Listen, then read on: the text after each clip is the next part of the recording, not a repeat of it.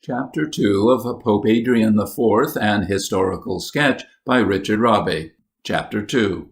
At the moment Adrian IV took his seat behind the helm of Peter's bark, the winds and waves raged furiously against her, nor ceased to do so during the whole time that he steered her course. That time, though short, was yet long enough to prove him a skilful and fearless pilot, as much so as the very foremost of his predecessors or successors, who have acquired greater fame than he, simply because a more protracted term of office enabled them to carry out to completer results than he could do, designs in no wise loftier than Adrian's, and in so doing to unveil before the world more fully than was permitted to him, characters not, therefore, nobler or more richly endowed than his. The first difficulty with which the English Pope had to grapple on his accession to power was the refractory spirit of the citizens of Rome, among whom Arnold of Brescia had, some time before, stirred up the Republican mania. Arnold was a native of the city, indicated by his surname, and was born there most likely about the year 1105. His was one of those proud and ambitious natures in which imagination and enthusiasm are mixed up in far greater proportions than judgment and sobriety. From his childhood he developed shining parts and an ardor for study, calculated to elicit their full force. To pursue his studies with as little interruption as possible, he adopted, while yet a boy, the clerical habit, and not long afterwards obtained minor orders. In those days events were passing at home and abroad, well adapted to excite all that extravagance, which was to be expected from a character like his. In Italy it was the era of the spread of those republican principles which were at last fought out so heroically and through such perils by the cities of Lombardy against local barons and transalpine emperors. In Europe at large it was the era of the bloom of intellectual chivalry, whose seat was Paris, whose foremost champion Abelard. But it was also the era of a widespread demoralization of the clergy, among whom simony and concubinage were the order of the day, and consequently every other disorder which naturally follows in the wake of those two capital vices. In the midst of such a complicated state of things, requiring so much steadiness of eye to view it properly so as not to be misled, on the one hand by a false admiration and on the other by a false disgust, the youth Arnold devoured the pages of Livy, and imbibed from him, as well as from other Roman classics, those principles of heathen republicanism which he subsequently sought to restore to practice in the metropolis of Christendom, with such fatal results to society and himself. On the completion of his studies at home, he repaired, thirsting for deeper draughts of knowledge, to Paris, and became one of the most devoted scholars of Abelard, whose rationalist invasions of the domain of theological doctrine, by which the supreme authority of the Church in matters of faith was threatened, accorded with Arnold's tone of mind. In fact, he soon arrived, by the line of argument which the lessons of his master and his own feelings led him to adopt, at the firm persuasion that he alone had hit upon the true plan for reforming not only the political but the religious abuses of the age, and, moreover, that none but he could carry that plan out. Under this hallucination, which the fumes of pagan principles of statesmanship and rationalist principles of Christianity, fermenting together, had hatched in his brain, he returned, after a few years' stay at Paris, to Brescia, not failing to visit, at his passage of the Alps, the Waldenses and other sects with whose tenets he secretly sympathized. On his arrival at Brescia, he opened his career by a series of pulpit philippics against the temporal government of the prince-bishop and the immoral lives of the clergy. With fiery eloquence that told all the more by reason of the sanctity of the preacher's exterior, a precaution which he took so well that even St. Bernard admitted its success, Arnold opposed the doctrines and practice of Holy Writ to the vices and luxuries which he denounced, affirming that the corruption of the Church was caused by her having overstepped the boundaries of her domain. That she had done so was proved, he said, by the wealth and political power which she had acquired, contrary to the spirit and example of apostolic times, to whose simplicity she must return if she was to be reformed as she ought to be, and as, for the good of society, it was indispensable she should be. Of course, this line of argument received all that applause which it never fails to do whenever urged, for the reformation of the Church, by reducing her to the poverty of the apostolic ages, involves, besides such purely spiritual advantages as are set forth at large in the plan, others of a material kind, which, if not usually paraded with the first, are not the less kept steadily in view. For instance, that those who carry out the reforms in question will be sure to get well paid for their pains, seeing that the transaction necessarily passes so much money and goods through their fingers, as well to private as public profit.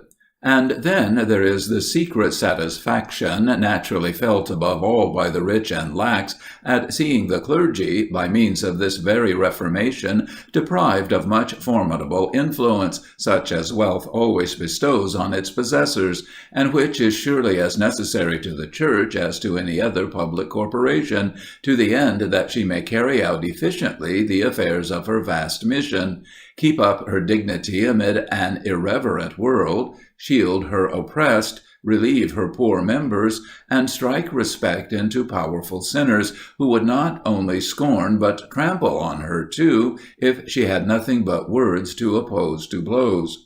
In consequence of Arnold's sermons, preached not only at Brescia but also in other towns of Lombardy, and which, besides their virulent censure of the existing abuses in Church and State, broached opinions contrary to orthodox faith, especially in regard to infant baptism and the sacrament of the Eucharist, an insurrection broke out against the Prince Bishop Manfred in the year 1138 and lasted through the next. Manfred made a vigorous stand to begin with, then seemed on the point of giving way, when an unexpected event turned the scales in his favour. This was the calling by Pope Innocent II, in the year 1139, of all the bishops and abbots of the Church to an ecumenical council at Rome to condemn the memory of his late rival, the antipope Anacletus II. Among the rest, the Bishop Manfred and the abbots of Brescia appeared, and did not fail to seize the opportunity of denouncing the actions and opinions of Arnold to the Pope and the Curia. The proper course was forthwith taken. The proceedings of so pernicious a disturber of the public peace were condemned, himself warned to hold his tongue in future, and banished out of Italy under an oath not to return thither without an express papal permission. Arnold now betook himself again into France, and smarting with wounded pride and ambition, vindictively espoused the party of his old master Abelard, just then embroiled in his famous dispute with St. Bernard.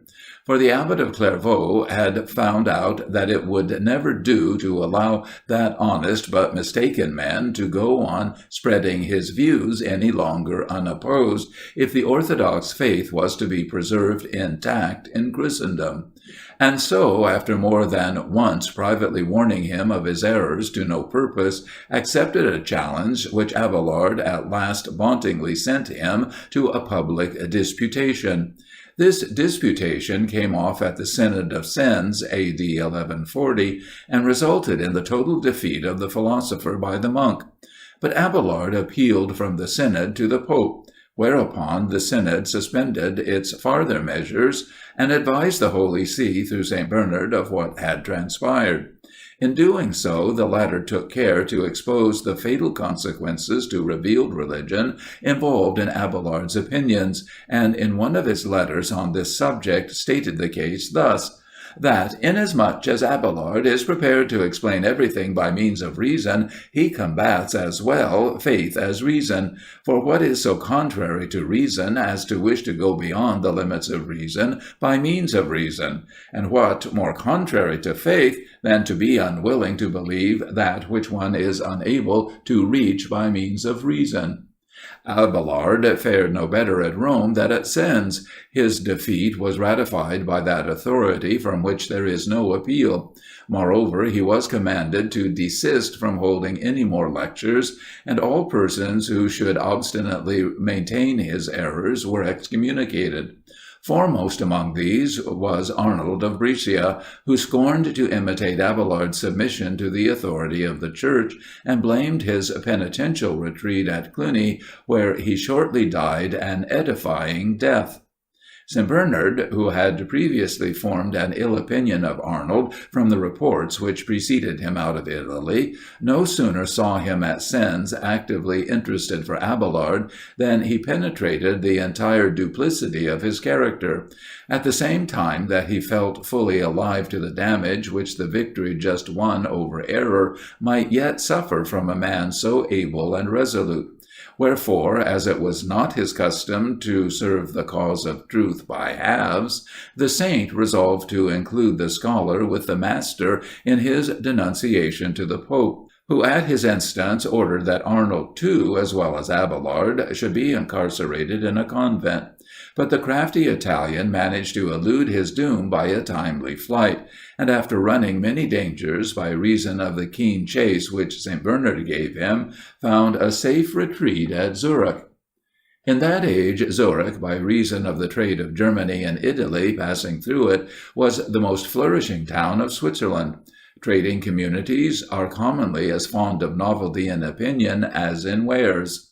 Zurich verified this assertion in many ways, for owing to its free government, its proximity to the republics of Lombardy, and to the settlements of the Waldenses in the Alps, the place swarmed with that motley tribe of political and religious dreamers which liberty is ever doomed to tolerate in her train.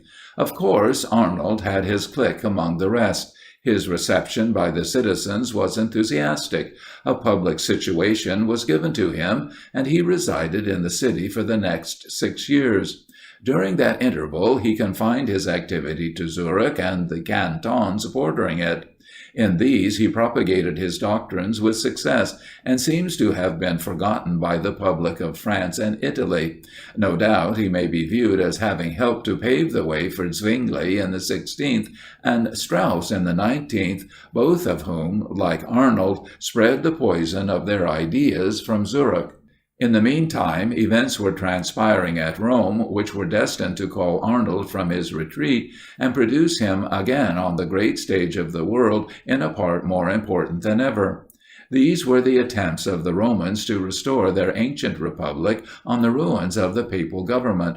These attempts were not peculiar to the 12th century, but had been made in preceding ages, invariably to no other purpose than anarchy to the city, and scandal to the world. Indeed, there seems always to have been a party at Rome whose adherents, more pagan than Christian in their hearts, perversely mistook the destiny of the city, and far from viewing its new spiritual empire as nobler than its old material one, held the former as something meanly inferior to the latter, wholly blind to the fact that the Senate and emperors had been merely types of the hierarchy and the popes, and that in these, and not in those, God had decreed, from the time of Romulus himself, the true power and majesty of Rome should eventually reside. This party, then, who viewed the Pope as the Jews viewed our Saviour, whom they would not accept as their Messiah, but reviled him as an impostor because he possessed no worldly power, this party it was that, at the end of the 8th century, treated Leo III with such impious cruelty in their first recorded attempt to overthrow the papal government, that in the 10th century not only dethroned but imprisoned and murdered by the hands of the consul Crescentius, Benedict VI, and plunged the state into such disorders as to render necessary the bloody but just intervention of Otto III, Emperor of Germany, who delivered the Holy See from the oppression and indignities which overwhelmed it. About the middle of the 12th century, the example of the cities of Lombardy, roused to their struggle for freedom to a great degree by the eloquence of Arnold of Brescia, again awoke the Republican faction at Rome, where other elements of lawlessness unhappily existed in the papal schism which then raged, and in which the anti-pope Anacletus drove from the Holy See Innocent II, the lawful pope. On the death of Anacletus and the return of Innocent, the sentence of the council above mentioned against Arnold of Brescia still more embittered the revolutionary spirits of the city, worked up to wild enthusiasm by the temporary presence of that arch-demagogue on the spot to defend his cause. At last, the Pope's conduct to the citizens of Tivoli burst the storm of rebellion over his head. During the late schism, Tivoli had sided with Anacletus, and on his death still refused to acknowledge Innocent. A Roman army was accordingly marched out to reduce the place to obedience, but was defeated by a sudden sally of the besieged. A fresh army, which was shortly raised, behaved better, and Tivoli was reduced. Burning with shame at the disgraceful failure of their first attempt, the Romans clamored for the total destruction of a hated rival and the dispersion of its inhabitants. But the Pope, satisfied with the triumph of his authority, would lend no countenance to so guilty a severity, and concluded with his chastised children a fatherly peace.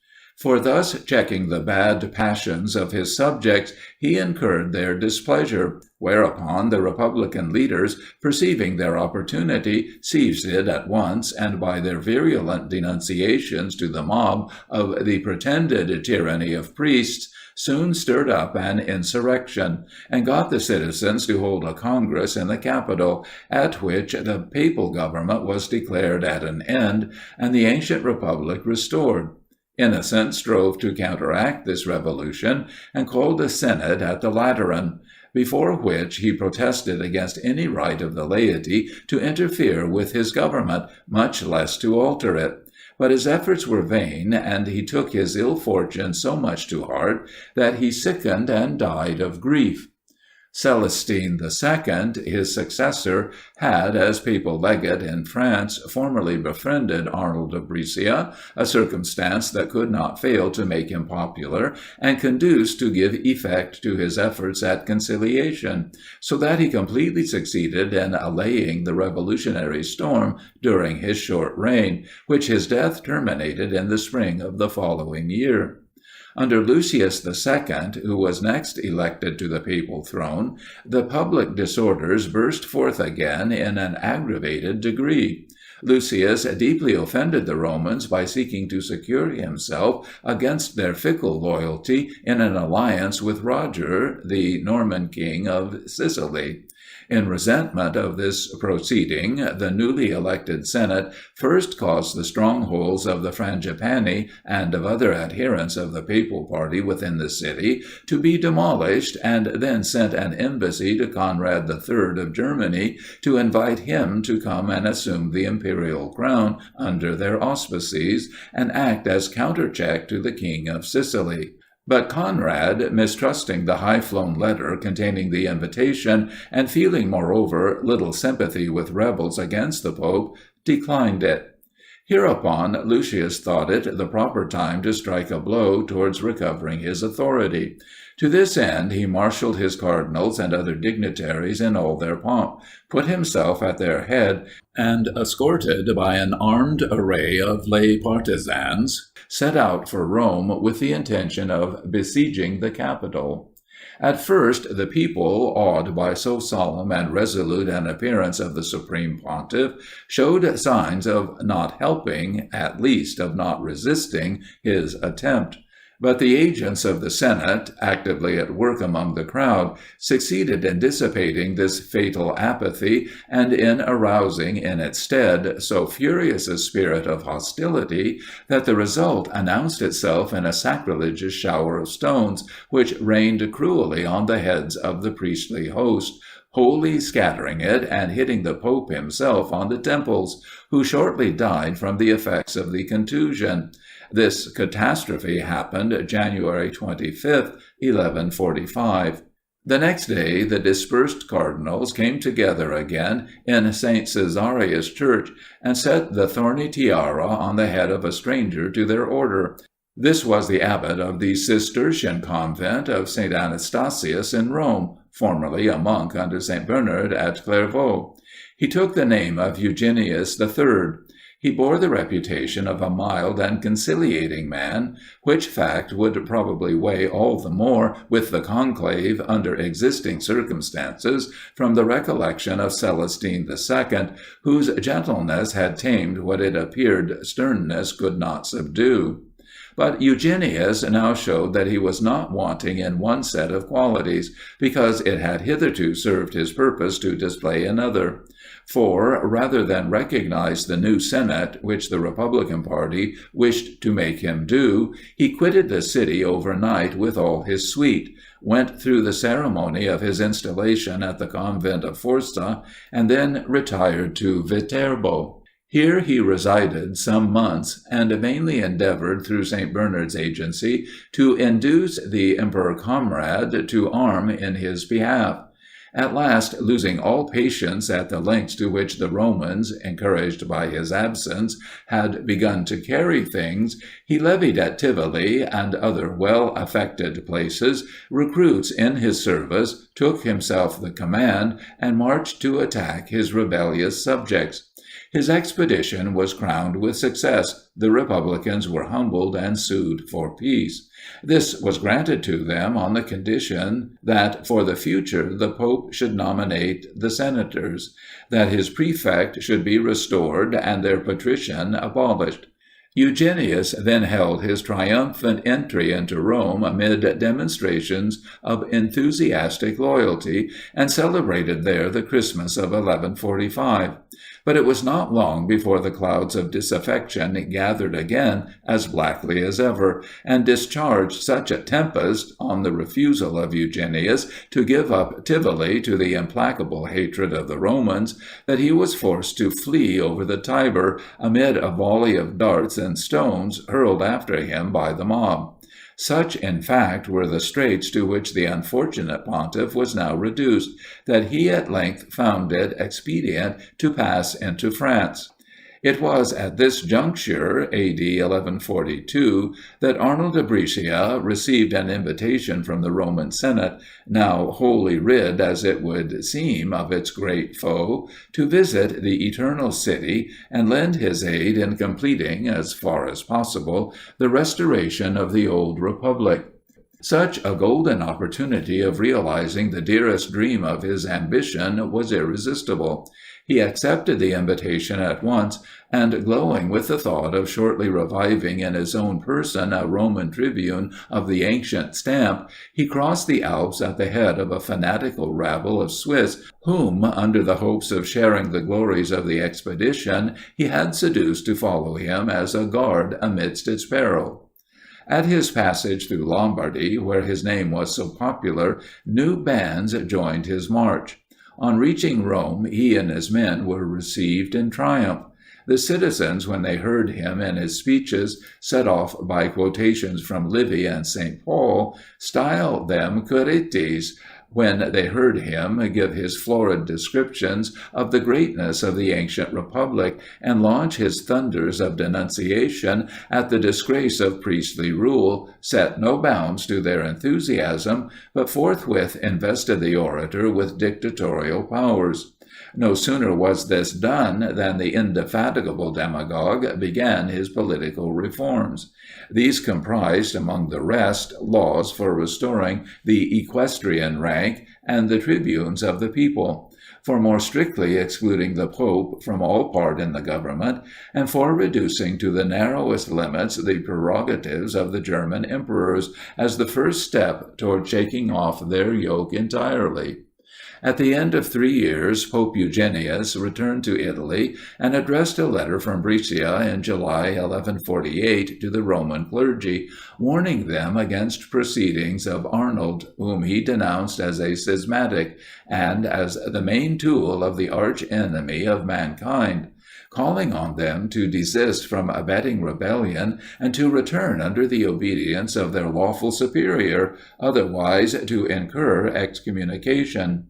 But neither this letter of Eugenius nor 3 successive attempts made by him in the course of the next 4 years, at one time by negotiation, at another by arms, to enter his capital, availed his purpose. At last, a 4th attempt towards the end of 1152, by means of a treaty, under which he agreed to acknowledge the power of the Senate, succeeded.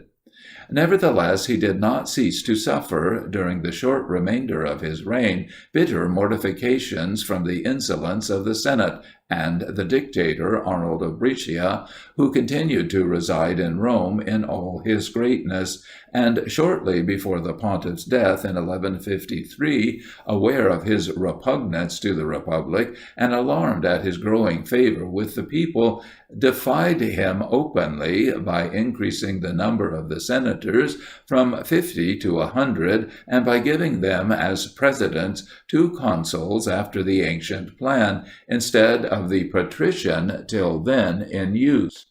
It was for Eugenius III that his old preceptor, St. Bernard, composed at his disciples' request his famous book De Consideratione, in which the subject handled is on the duties of a pope, and in which is given such a graphic description of the degenerate character of the Romans, as also of the Roman clergy in that age.